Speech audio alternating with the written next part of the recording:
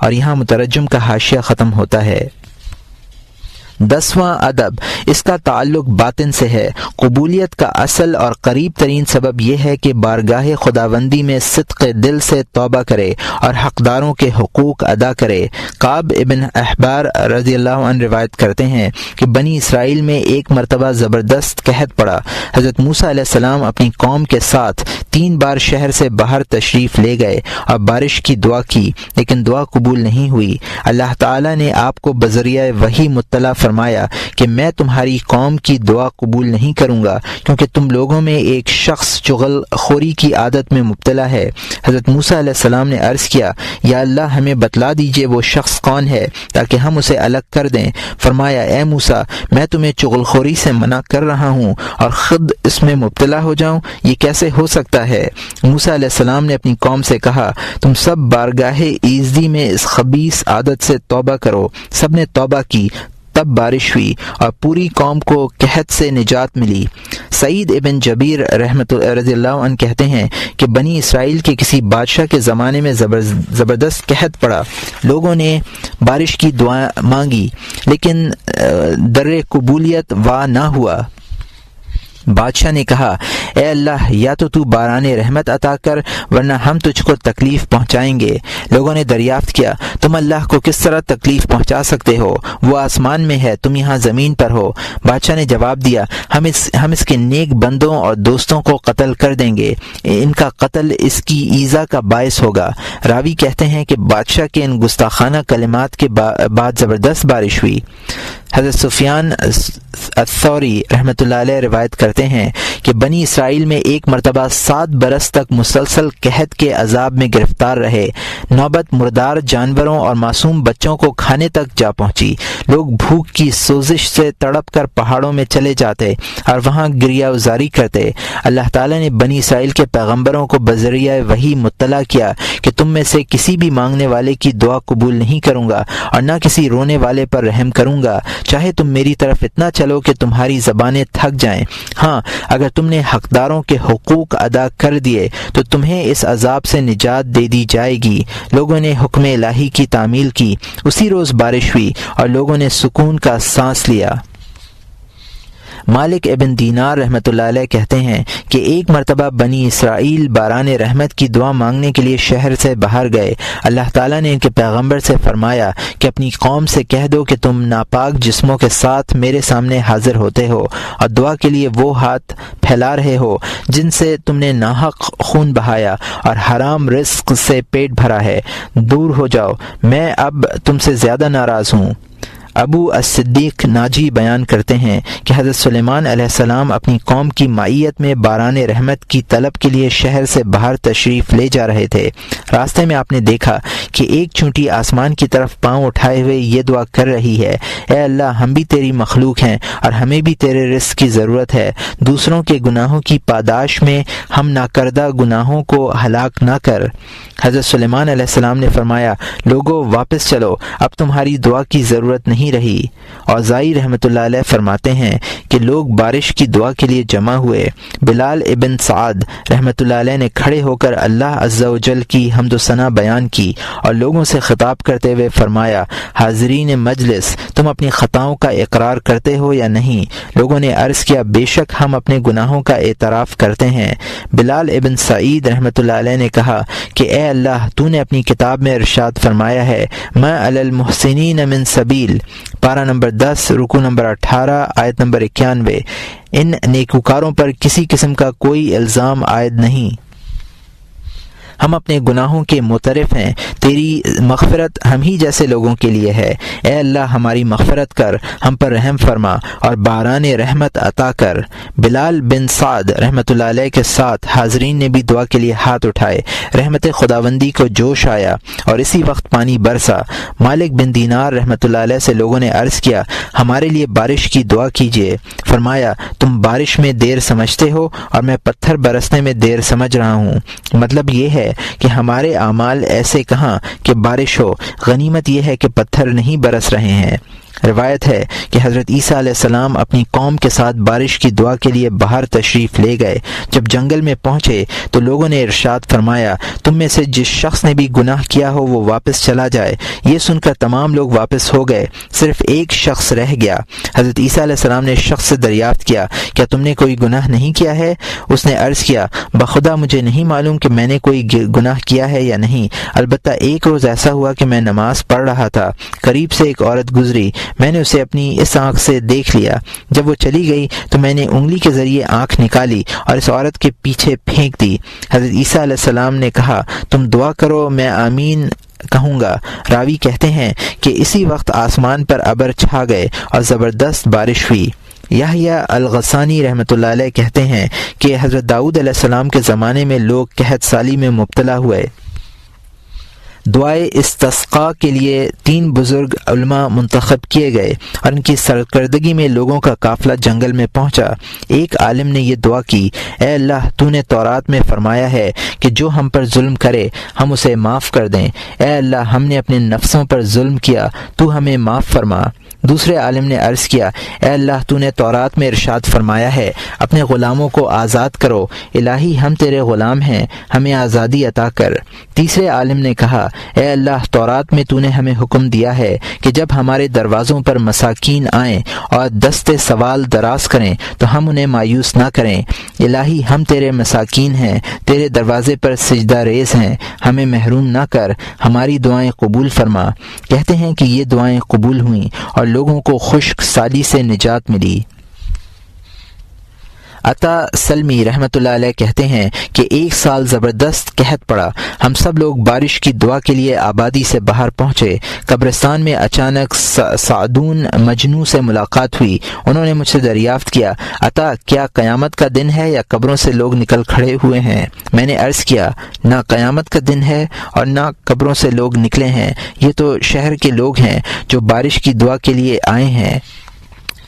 سعدون نے پوچھا، کون سے دلوں سے دعا مانگنے آئے ہو، آسمانی دلوں سے یا زمینی دلوں سے؟ میں نے جواب دیا، آسمانی دلوں سے۔ انہوں نے کہا، اے عطا لوگوں سے کہہ دو کہ وہ کھوٹے سکے نہ چلائیں، پرکھنے والا بڑا بینا ہے، وہ تمہارے دام فریب میں گرفتار نہیں ہوگا۔ پھر انہوں نے آسمان کی طرف دیکھا اور رب کائنات کے حضور یہ دعا کی، اے اللہ تو اپنے بندوں کے گناہوں کی وجہ سے اپنے شہروں کو برباد مت کر، بلکہ اپنے اسماء مکنون کے صدقے میں ان نعمتوں کے طفیل میں جو پردہ غیب سے ظاہر نہیں ہوئی ہیں بکثرت میٹھا پانی عطا فرما، تاکہ اس پانی کے ذریعے تیری زمین سیراب ہو اور تیرے بندے اپنی پیاس بجھائیں اور تو ہر چیز پر قادر ہے۔ راوی کہتے ہیں کہ سعدون ابھی دعا ختم بھی نہ کر پائے تھے کہ آسمان پر بادل گرجنے لگے اور موسلا دھار بارش شروع ہو گئی۔ سعدون یہ کہتے ہوئے چل دیے، افلح الزاہدون والعابدون اذا لموا لهم اجاؤوا البطون اسهروا والاعین العلیلة حبا فانقضی لیلهم وهم ساہرون شغلتهم عبادة اللہ حتى حسب الناس ان فیہم جنونا۔ ترجمہ، زاہد و عابد لوگ فلاح یاب ہوئے کیونکہ انہوں نے اپنے رب کے لیے فاقہ کشی کی ہے اور اپنی بیمار آنکھوں کو حق کی محبت کے لیے نیند سے دور رکھتے ہیں۔ رات گزر جاتی ہے اور وہ جاگتے رہتے ہیں، اللہ کی عبادت میں اس قدر مشغول ہیں کہ لوگ ان کو پاگل سمجھتے ہیں۔ حضرت ابن المبارک فرماتے ہیں کہ 1 سال شدید قحط پڑا، اس دوران میں مدینہ منورہ میں حاضر ہوا۔ لوگ خشک سالی سے پریشان تھے اور دعا کے لیے آبادی سے باہر جا رہے تھے، میں بھی ساتھ ہو لیا۔ دعا کے وقت میں نے اپنے پہلو میں ایک حبشی غلام کو بیٹھے ہوئے دیکھا، اس نے ایک موٹی چادر اپنی ٹانگوں کے ارد گرد لپیٹ رکھی تھی اور ایک چادر شانے پر ڈال رکھی تھی۔ وہ شخص یہ دعا کر رہا تھا، اے اللہ گناہوں کی وجہ سے یہ صورتیں تیرے نزدیک ذلیل ہو گئی ہیں اور تو نے ان کی سرزنش کے لیے بارش کا سلسلہ منقطع کر دیا ہے۔ اے حلیم، اے مشفق و مہربان، اور اے وہ ذات کے بندوں کو اس عفو و احسان کی توقع ہے، میں تجھ سے درخواست کرتا ہوں کہ تو انہیں ابھی اور اسی وقت پانی عطا کر۔ ابن المبارک کہتے ہیں کہ وہ شخص یہ دعا کر ہی رہا تھا کہ آسمان پر بادل چھا گئے اور ہر طرف پانی ہی پانی نظر آنے لگا۔ میں اس صورتحال سے متاثر ہو کر فضیل رحمۃ اللہ علیہ کے پاس پہنچا۔ فضیل رحمۃ اللہ علیہ نے مجھ سے کہا، کیا بات ہے، تم اداس نظر آ رہے ہو؟ میں نے انہیں واقعہ سنایا اور کہا کہ یہ غلام ہم پر بازی لے گیا، افسوس ہم پیچھے رہ گئے۔ فضیل رحمۃ اللہ علیہ پر اس واقعے کا اتنا اثر ہوا کہ وہ رونے لگے اور روتے روتے بے ہوش ہو گئے۔ روایت میں ہے کہ حضرت عمر رضی اللہ تعالیٰ عنہ نے حضرت عبداللہ ابن عباس رضی اللہ عنہ سے باران رحمت کی دعا کے لیے کہا۔ حضرت ابن عباس رضی اللہ تعالی عنہ نے یہ دعا کی، اے اللہ، آسمانی مصیبتیں گناہوں کی وجہ سے نازل ہوتی ہیں اور توبہ و استغفار سے دور ہو جاتی ہیں۔ لوگوں نے نبی اکرم صلی اللہ علیہ وسلم سے میری قرابت کی وجہ سے مجھے تیرے سامنے کر دیا۔ یہ ہمارے ہاتھ ہیں جو گناہوں کے اعتراف میں پھیلے ہوئے ہیں، اور یہ ہماری پیشانیاں ہیں جو ندامت کے بوجھ سے جھکی ہوئی ہیں۔ تو وہ نگہبان ہے جو گم کردہ راہ سے بے خبر نہیں رہتا ہے اور شکستہ حال کو ضائع نہیں کرتا۔ اب چھوٹے تضرع کر رہے ہیں، بڑے رو رہے ہیں اور گریہ و زاری کی آوازیں بلند ہو رہی ہیں۔ اے رب کریم، تو ہر پوشیدہ بات سے واقف ہے۔ اے اللہ، اپنی رحمت کے طفیل میں انہیں پانی عطا کر، اس سے پہلے کہ وہ مایوسی سے ہلاک ہو جائیں۔ تیری رحمت سے کافروں کے علاوہ کوئی مایوس نہیں ہوتا۔ راوی کہتے ہیں کہ ابھی آپ نے دعا ختم بھی نہیں کی تھی کہ بارش ہو گئی۔ درود شریف کے فضائل۔ حضرت صلی اللہ علیہ وسلم پر درود بھیجنے کی فضیلت میں اللہ تعالیٰ ارشاد فرماتے ہیں، ان اللہ و ملائکتہ یصلون علی النبی یا ایھا الذین آمنوا صلوا علیہ وسلموا تسلیما۔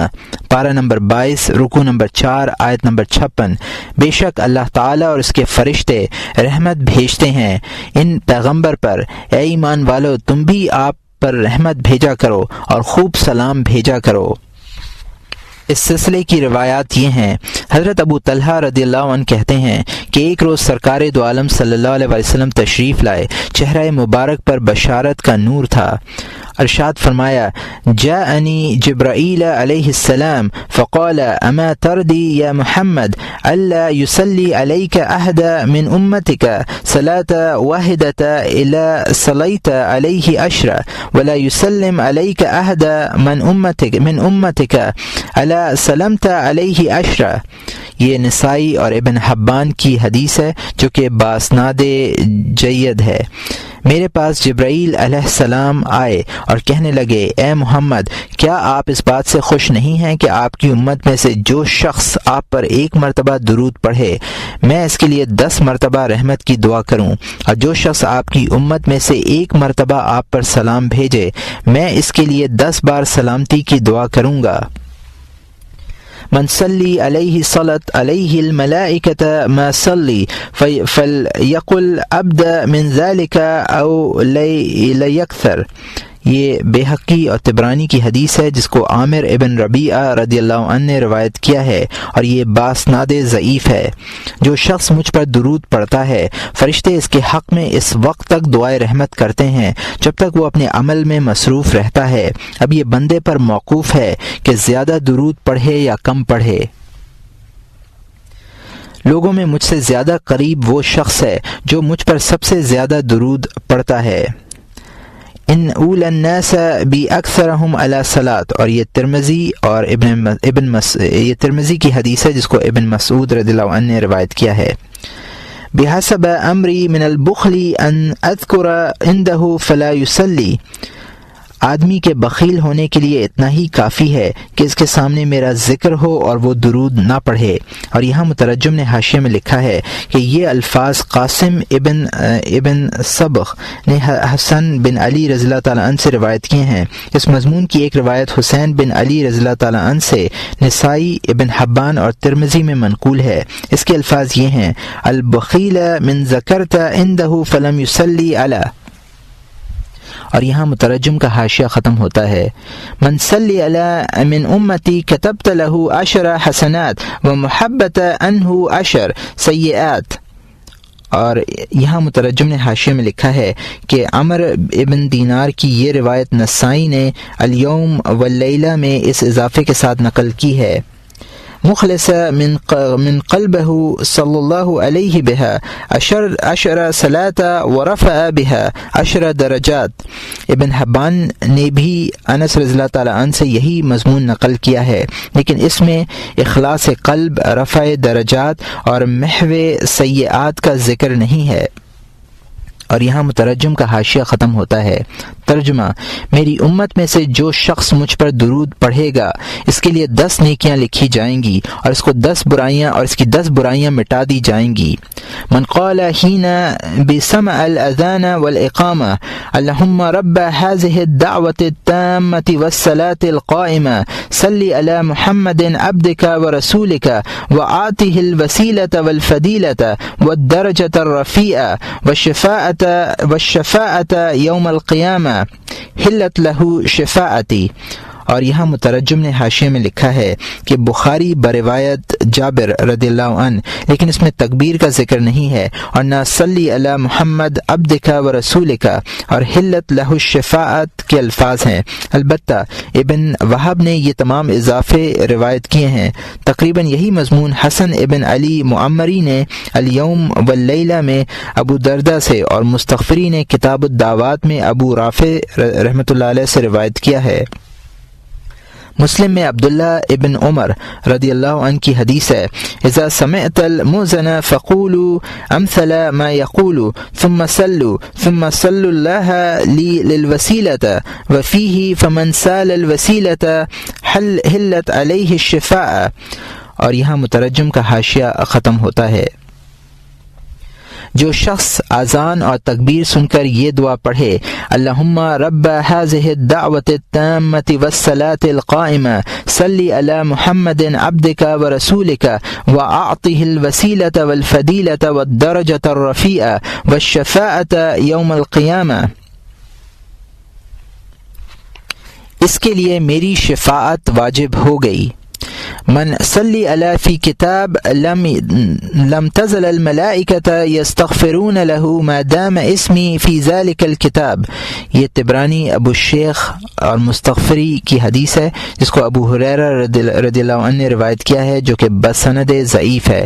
جو شخص کسی کتاب تحریر میں مجھ پر درود پڑھے، فرشتے اس کے لیے اس وقت تک دعائے رحمت کرتے رہیں گے جب تک کہ میرا نام اس کتاب میں رہے گا۔ ان فی الارض ملائکۃ سیاحین یبلغونی عن امت السلام۔ اور یہاں مترجم نے حاشیے میں لکھا ہے کہ یہ روایت کتاب الحج کے آخری باب میں گزر چکی ہے، اور یہاں مترجم کا حاشیہ ختم ہوتا ہے۔ زمین میں کچھ گھومنے والے فرشتے ہیں جو مجھ تک میری امت کا سلام پہنچاتے رہتے ہیں۔ لیس احد یسلم علی اراد اللہ علی روحی اراد علیہ السلام۔ یہ ابو داود کی حدیث ہے، جس کو ابو ہریرہ رضی اللہ عنہ نے روایت کیا ہے، اور یہ بسند ضعیف ہے۔ جب کوئی شخص مجھ پر سلام بھیجتا ہے تو اللہ تعالیٰ میری روح واپس فرما دیتے ہیں تاکہ میں اس سلام کا جواب دے سکوں۔ کسی صحابی رضی اللہ عنہ نے عرض کیا، یا رسول اللہ، ہم آپ پر کس طرح درود پڑھا کریں؟ فرمایا، یہ کہا کرو، اللہم صلی علی محمد عبدک وعلی آلہ وازواجہ وذریاتہ کما صلیت علی ابراہیم وعلی آل ابراہیم وبارک علی محمد وازواجہ وذریاتہ کما بارکت علی ابراہیم انک حمید مجید۔ یہ بخاری و مسلم کی حدیث ہے، جس کو ابو حمید السعدی رضی اللہ عنہ نے روایت کیا ہے۔ ایک، اے اللہ، رحمت نازل کیجیے اپنے بندے محمد صلی اللہ علیہ وسلم پر، آپ کی آل و اولاد پر اور آپ کی ازواج مطہرات پر، جس طرح آپ نے ابراہیم علیہ السلام اور ابراہیم علیہ السلام کی اولاد پر رحمت نازل کی ہے، اور برکت نازل کیجیے محمد صلی اللہ علیہ وسلم پر اور آپ کی آل و اولاد پر اور آپ کی ازواج مطہرات پر، جس طرح آپ نے برکت نازل کی ہے ابراہیم علیہ السلام پر، بے شک تو لائق حمد بزرگ و برتر ہے۔ روایت میں ہے کہ حضرت صلی اللہ علیہ وسلم کی وفات کے بعد لوگوں نے حضرت عمر رضی اللہ تعالیٰ عنہ کو رو رو کر یہ کہتے ہوئے سنا، یا رسول اللہ، آپ پر میرے ماں باپ قربان ہوں۔ ایک درخت کا تنا تھا جس پر کھڑے ہو کر آپ خطبہ ارشاد فرمایا کرتے تھے۔ جب مسلمانوں کی تعداد میں اضافہ ہوا تو آپ نے ممبر تعمیر کروایا تاکہ دور تک آواز سنی جا سکے۔ درخت کا وہ تنا آپ کی جدائی برداشت نہ کر سکا اور اس غم میں اس قدر رویا کہ حاضرین نے اس کی آواز سنی۔ جب آپ نے دست مبارک اس پر رکھا تو وہ خاموش ہو گیا۔ آپ کے پردہ فرما لینے کے بعد آپ کی امت کو یہ رونا زیادہ زیب دیتا ہے۔ یا رسول اللہ، آپ پر میرے ماں باپ قربان ہوں۔ اللہ تعالیٰ کے نزدیک آپ کا درجہ اتنا عظیم ہے کہ اس نے آپ کی اطاعت کو اپنی اطاعت قرار دیا۔ ارشاد ہے، من یطع الرسول فقد اطاع اللہ، پارہ نمبر 5 رکوع نمبر 8 آیت نمبر 80۔ جس شخص نے رسول کی اطاعت کی اس نے خدا تعالیٰ کی اطاعت کی۔ یا رسول اللہ، آپ پر میرے ماں باپ فدا ہوں۔ خدا تعالیٰ کے ہاں آپ کا درجہ اس قدر بلند ہے کہ اس نے آپ کے تمام قصور معاف فرما دیے ہیں اور اظہار سے پہلے ہی عفو و مغفرت کا اعلان کر دیا ہے۔ عفا اللہ عنک لما اذنت لہم، پارہ نمبر 10 رکوع نمبر 13 آیت نمبر 43۔ اللہ نے آپ کو معاف تو کر دیا لیکن آپ نے ان کو اجازت کیوں دی تھی؟ یا رسول اللہ، آپ پر میرے ماں باپ فدا ہوں۔ اللہ کے نزدیک آپ کا مرتبہ اتنا بلند ہے کہ آپ کو تمام انبیاء کے آخر میں مبعوث فرمایا اور اپنی کتاب میں آپ کا تذکرہ پہلے سے کیا اور آپ کا تذکرہ سب سے پہلے کیا۔ وَإِذْ أَخَذْنَا مِنَ النَّبِيِّينَ مِيثَاقَكُمْ وَمِنْكَ وَمِن نُوحٍ وَإِبْرَاهِيمَ وَمُوسَى وَعِيسَى، پارہ نمبر 21 رکوع نمبر 17 آیت نمبر 7۔ اور جب کہ ہم نے تمام پیغمبروں سے ان کا اقرار لیا اور آپ سے بھی، اور نوح اور ابراہیم اور موسیٰ اور ابن مریم سے بھی۔ یا رسول اللہ، آپ پر میرے ماں باپ فدا ہوں۔ خدا تعالیٰ کے نزدیک آپ اتنے عظیم ہیں کہ دوزخ کے عذاب میں گرفتار لوگ یہ تمنا کریں گے کہ کاش ہم نے آپ کی اطاعت کی ہوتی۔ قرآن پاک میں ان کی اس تمنا کی حکایت ذیل کے الفاظ میں کی گئی ہے، یقولون بلیتنا اطعنا اللہ و اطعنا الرسول، پارہ نمبر 22 رکوع نمبر 5 آیت نمبر 66۔ یوں کہتے ہوں گے، اے کاش ہم نے اللہ کی اطاعت کی ہوتی اور ہم نے رسول کی اطاعت کی ہوتی۔ یا رسول اللہ، آپ پر میرے ماں باپ فدا ہوں۔ اللہ تعالیٰ نے حضرت موسیٰ علیہ السلام کو ایک پتھر عطا کیا تھا جس سے نہریں بہا کرتی تھیں۔ یہ معجزہ آپ کے اس معجزے سے زیادہ عجیب نہیں تھا کہ آپ کی انگلیوں سے پانی کا چشمہ جاری ہوا تھا۔ یا رسول اللہ، آپ پر اللہ کی رحمت ہوں۔ آپ پر میرے ماں باپ قربان ہوں۔ اللہ تعالیٰ نے سلیمان علیہ السلام کو ہوا کا معجزہ عطا فرمایا، مگر یہ معجزہ آپ کے اس معجزے کے مقابلے میں زیادہ عجیب نہیں تھا کہ آپ نے رات کو براق کے ذریعے 7 آسمان تک سفر کیا اور اسی صبح ابتہا میں نماز عطا فرمائی۔ آپ پر اللہ کی رحمت ہو۔ یا رسول اللہ، آپ پر میرے ماں باپ قربان ہوں۔ اللہ تعالیٰ نے حضرت عیسیٰ علیہ السلام کو مردوں کو زندہ کرنے کا معجزہ عطا کیا تھا۔ یہ معجزہ آپ کے اس معجزے سے زیادہ حیرت انگیز نہیں تھا کہ بکری کے بھنے ہوئے زہر آلود گوشت نے آپ سے یہ عرض کیا کہ مجھے نہ کھائیے، مجھ میں زہر ملا دیا گیا ہے۔ یا رسول اللہ، آپ پر میرے ماں باپ فدا ہوں۔ نوح علیہ السلام نے اپنی قوم کے لیے یہ دعا کی تھی، ربی لا تذر علی الارض من الکافرین دیارا، پارہ نمبر 29 رکوع نمبر 10 آیت نمبر 26۔ اے میرے پروردگار، کافروں میں سے اس زمین میں ایک باشندہ بھی مت چھوڑ۔ اگر آپ ہمارے لیے ایسی دعا فرما دیتے تو روئے زمین پر کوئی ذی نفس باقی نہ رہتا۔ حالانکہ بدبختوں نے آپ کو سخت ترین ایذا پہنچائی، آپ کی پشت رون دی گئی، چہرہ مبارک لہو لہان کیا گیا، سامنے کے دندان مبارک شہید کیے گئے، مگر آپ نے دعائے خیر ہی فرمائی، اللہم اغفر لقومی فانہم لا یعلمون، اے اللہ میری قوم کی مغفرت فرمائیے، یہ لوگ جانتے نہیں ہیں۔ یا رسول اللہ، آپ پر میرے ماں باپ قربان ہوں۔ نوح علیہ السلام کے متبعین کی تعداد ان کی درازی عمر کے باوجود بہت کم ہے، جبکہ بے شمار لوگوں نے آپ کی دعوت قبول کی اور آپ کے نقش قدم کی پیروی کی، حالانکہ آپ کی عمر مبارک بہت کم تھی۔ یا رسول اللہ، آپ پر میرے ماں باپ قربان ہوں، اگر آپ اپنے برابر کے کسی شخص کو ہم نشینی کا شرف عطا فرماتے تو ہمیں یہ سعادت کب میسر آتی؟ اگر اپنے کسی ہمسر خاندان میں نکاح کرتے تو ہم اس دولت سے محروم رہتے، مگر آپ اپنے جیسے کسی شخص کے ساتھ تناول فرماتے تو ہمیں یہ شرف کیسے حاصل ہوتا؟ مگر خدا کی قسم، آپ نے ہمیں ہم نشینی کا شرف بخشا، آپ نے ہمارے خاندانوں میں نکاح کر کے ناقابل بیان سعادت عطا کی، آپ نے ہمیں اپنے ساتھ کھانا کھلایا، آپ نے صوف زیبتن کیا، گدھے کی سواری کی، آپ اپنے پیچھے دوسروں کو بٹھلایا، زمین پر رکھ کر کھانا کھایا، کھانا کھانے کے بعد انگلیاں چاٹیں، یہ آپ کی تواضع اور انکساری تھی۔ اللہ آپ پر اپنی رحمت نازل فرمائے۔ اور یہاں مترجم نے حاشیے میں لکھا ہے کہ یہ طویل روایت اس سیاق و سباق کے ساتھ غریب ہے، تاہم اس کے مضامین صحیح سندوں کے ساتھ حدیث کی مختلف کتابوں میں منقول ہیں۔ کھجور کے تنے کا گریہ کا ذکر جابر رضی اللہ تعالیٰ عنہ اور ابن عمر رضی اللہ تعالیٰ عنہ سے بخاری و مسلم میں ہے۔ انگلیوں سے چشمہ پھوٹنے کی حدیث بھی بروایت انس رضی اللہ عنہ متفق علیہ ہے۔ لیلۃ المعراج کے سفر کی تفصیل بھی متفق علیہ ہے، انس رضی اللہ عنہ راوی ہیں، مگر اس روایت میں ابطح کی نماز کا تذکرہ نہیں ہے۔ زہر آلود بکری کے بولنے کی روایت ابو داؤد میں جابر رضی اللہ تعالیٰ عنہ سے منقول ہے۔ سہل ابن سعد کی جو روایت بخاری و مسلم میں غزوہ احد سے متعلق ہے، اس میں چہرہ مبارک کے زخمی ہونے اور دندان مبارک کے شہید ہونے کا ذکر ہے۔ بہقی نے دلائل النبوہ میں آپ کی یہ دعا نقل کی ہے، اللہم اغفر قومی فإنہم لا یعلمون۔ صحیحین میں ابن مسعود رضی اللہ عنہ کی روایت ہے کہ اس موقع پر آپ نے ایک نبی کا ذکر بھی فرمایا۔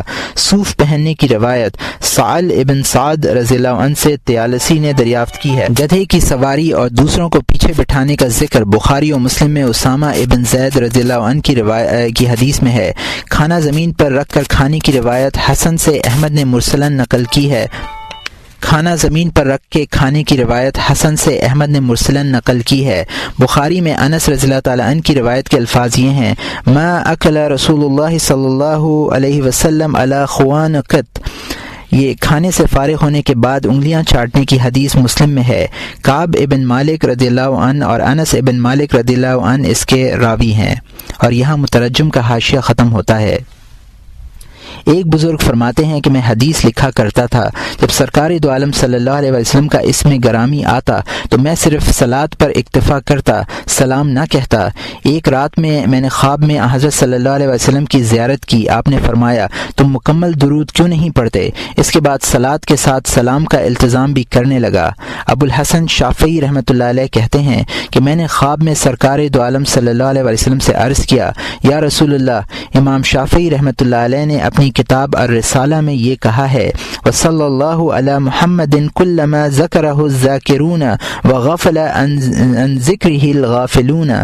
اللہ رحمت نازل کرے محمد صلی اللہ علیہ وسلم پر، جس قدر کے ذکر کرنے والے ان کا ذکر کریں اور غفلت کرنے والے ان سے غافل رہیں، انہیں ان الفاظ کا کیا صلہ ملا؟